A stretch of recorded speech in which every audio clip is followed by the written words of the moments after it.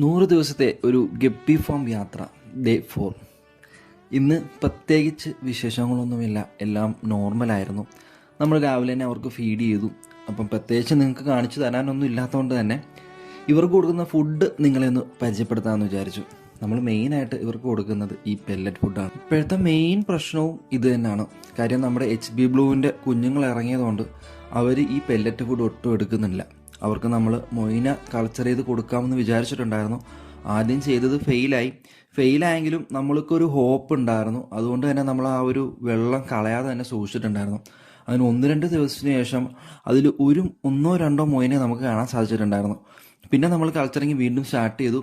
1-2 ദിവസം കൊണ്ട് തന്നെ ഇപ്പോൾ ഇതാണ് മൊയിനയുടെ അവസ്ഥ. മൊയിന കൾച്ചർ ഫെയിലായപ്പോൾ തന്നെ നമ്മൾ അടുത്തുള്ള ഒരു ഷോപ്പിൽ നിന്ന് ആർട്ടീമിയ ക്യാപ്സൂൾ മേടിച്ചിട്ടുണ്ടായിരുന്നു. അത് ഹാച്ച് ചെയ്ത് കൊടുക്കാമെന്നാണ് വിചാരിച്ചിട്ടുണ്ടായിരുന്നത്.